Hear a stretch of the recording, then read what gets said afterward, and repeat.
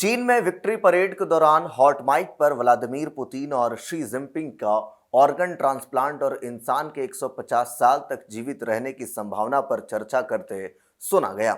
ऐसे में सवाल ये कि क्या ऑर्गन ट्रांसप्लांट और बायोटेक्नोलॉजी की मदद से इंसान की उम्र वास्तव में 150 साल तक बढ़ाई जा सकती है। चीन और रूस की साझेदारी में हुई मेडिकल साइंस, ऊर्जा और एआई से जुड़ी डील्स भविष्य की वैश्विक राजनीति और तकनीकी संतुलन को कैसे प्रभावित करेंगी। और सबसे बड़ा सवाल ये कि क्या इस बात के लीक से दुनिया भर में मेडिकल एथिक्स और अमरता जैसी अवधारणाओं पर नई बहस छिड़ सकती है। तो ऐसे में आइए जानते हैं इन तमाम सवालों के जवाबों को। नमस्कार, मैं ब्रह्मचारी आशीष और आप देख रहे हैं इन खबर। चीन में बुधवार यानी 3 सितंबर 2025 को आयोजित द्वितीय विश्व युद्ध की 80वीं वर्षगांठ की विक्ट्री परेड न केवल सैन्य शक्ति और हथियारों के प्रदर्शन के लिए चर्चा में रही, बल्कि एक ऐसे मुद्दे की वजह से भी सुर्खियों में आ गई जिसने पूरी दुनिया को चौंका डाला। रूस के राष्ट्रपति व्लादिमीर पुतिन और चीन के राष्ट्रपति शी जिनपिंग को हॉट माइक पर ऑर्गन ट्रांसप्लांट और इंसान की उम्र 150 साल तक बढ़ाने की संभावना पर चर्चा करते सुना गया। बातचीत में उत्तर कोरिया के नेता किम जोंग उन भी मौजूद थे और वह यह पूरा संवाद सुन रहे थे। इसी के साथ आपको बता दें कि यह सरकारी प्रसारक टीवी के लाइव कवरेज में कैद भी हो गया। देखते ही देखते यह वीडियो सोशल मीडिया और न्यूज प्लेटफॉर्म्स पर भी वायरल हो गया, जिसे वैश्विक स्तर पर 1.9 अरब ऑनलाइन व्यूज और 40 करोड़ टीवी दर्शकों ने देखा। हॉट माइक पर क्या बोला गया, ये आपको सबसे पहले हम बताते हैं। रिपोर्ट्स के मुताबिक पुतिन के ट्रांसलेटर को यह कहते सुना गया कि बायोटेक्नोलॉजी लगातार डेवलप हो रही है, इंसानों के ऑर्गन बेहतरीन तरीके से ट्रांसप्लांट किए जा सकते हैं। आप जितने लंबे समय तक जीवित रहेंगे उतने ही युवा बनेंगे, यहाँ तक कि अमरता भी प्राप्त कर सकते हैं। इस पर शी जिनपिंग ने जवाब दिया, कुछ लोगों का अनुमान है कि इस ट्रांसप्लांट की मदद से इंसान 150 साल तक जीवित रह सकते हैं। बाद में पुतिन ने भी इस बातचीत की पुष्टि करते हुए कहा कि आधुनिक स्वास्थ्य सुधार और ऑर्गन ट्रांसप्लांट से जुड़ी सर्जरी इंसानों में यह आशा देती है कि सक्रिय जीवन आज की तुलना में बहुत ज्यादा लंबा हो सकता है। ऑर्गन ट्रांसप्लांट और लंबी उम्र का विज्ञान क्या है, तो आपको बता दें कि ऑर्गन ट्रांसप्लांट आज कोई नई तकनीक नहीं है। दुनिया में सबसे पहला सफल किडनी ट्रांसप्लांट 1954 में अमेरिका में हुआ था। उसके बाद से लीवर, हार्ट, फेफड़े और यहां तक कि हाथ और चेहरे तक के ट्रांसप्लांट संभव हो चुके हैं। लेकिन पुतिन और शी की बातचीत सिर्फ ट्रांसप्लांट तक सीमित नहीं थी। इसमें यह भी निहित था कि बायोटेक्नोलॉजी, जीन एडिटिंग, CRISPR और आर्टिफिशियल इंटेलिजेंस आधारित मेडिकल रिसर्च इंसान की जिंदगी को न सिर्फ बचा सकती है बल्कि उसे असाधारण रूप से लंबा भी कर सकती है। आज वैज्ञानिक इस दिशा में 3 प्रमुख पहलुओं पर काम भी कर रहे हैं। सबसे पहले आपको बता दें ऑर्गन रिप्लेसमेंट, यानी उम्र या बीमारी से खराब हो चुके अंगों को नए और स्वस्थ अंग से बदल देना। इसी के साथ दूसरा है 3D बायोप्रिंटिंग, यानी कृत्रिम अंगों को लैब में विकसित करना ताकि डोनर की कमी ना हो। और तीसरा है जीन एडिटिंग और उसी के साथ है सेलुलर रिपेयर, कोशिकाओं को उम्र बढ़ाने से रोकना और रीजेनरेट करना।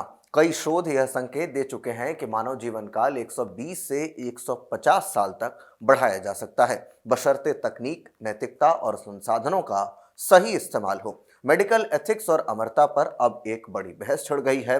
पुतिन और शी के बातचीत से मेडिकल एथिक्स पर यह बहस छिड़ी हुई है कि क्या इंसान को प्रकृति द्वारा तय जीवन काल से ज्यादा जीना चाहिए। क्या यह अमीर गरीब की खाई को और गहरा नहीं कर देगा।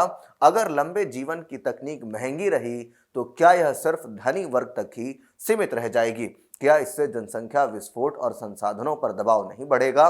क्या अमरता की चाह मानव समाज को असंतुलित कर सकती है। दुनिया भर में वैज्ञानिकों और दार्शनिक इस मुद्दे को लेकर बटे हुए हैं। एक वर्ग का मानना है कि बढ़ती उम्र की बीमारियों जैसे कैंसर, हार्ट अटैक, अल्जाइमर का रोकना इंसान का अधिकार है। वहीं दूसरा वर्ग मानता है कि प्रकृति से छेड़छाड़ अंततः मानवता के लिए खतरा साबित होगी।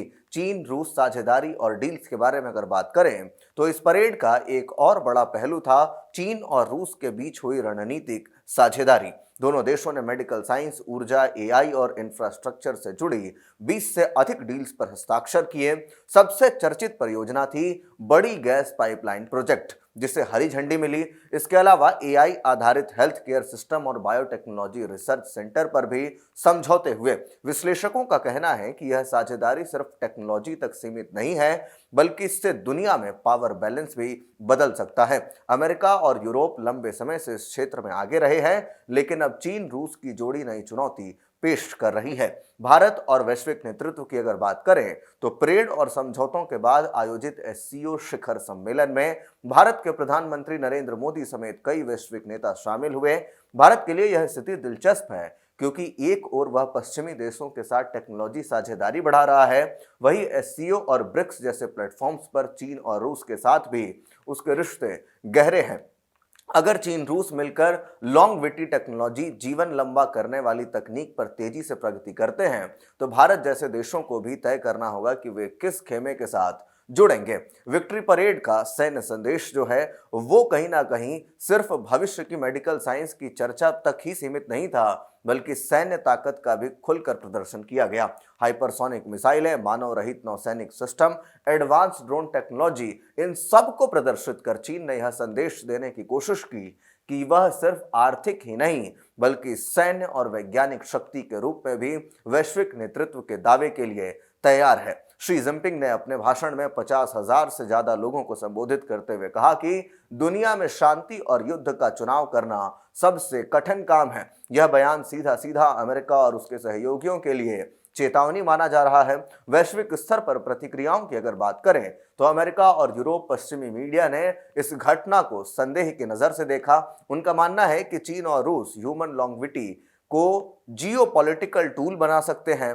वैज्ञानिक समुदाय जो है वो कहता है कि कई रिसर्च जो हैं वो इस तरह की बातें भी अब थ्योरी के स्तर पर रख रहे हैं कि 150 साल तक जीवन बढ़ाने का दावा अतिशयोक्तिपूर्ण है। जनता की प्रतिक्रिया की बात करें तो सोशल मीडिया पर इस मुद्दे ने जबरदस्त बहस छेड़ दी है। किसी ने इस पर फ्यूचर ऑफ ह्यूमैनिटी बताया है, तो किसी ने पॉलिटिकल प्रोपेगेंडा करार दिया है। हालांकि चीन और रूस की जो साझेदारी है, जो मिलकर के लॉन्गविटी, ह्यूमन लॉन्गविटी के ऊपर काम कर रही है, यानी मानव शरीर जो है वो 150 साल तक जिंदा रहे, तो इसको लेकर के आप क्या कुछ सोचते हैं? कमेंट बॉक्स में अपनी राय जरूर दें। बाकी के अपडेट्स के लिए देखते रहिए इन खबर। धन्यवाद।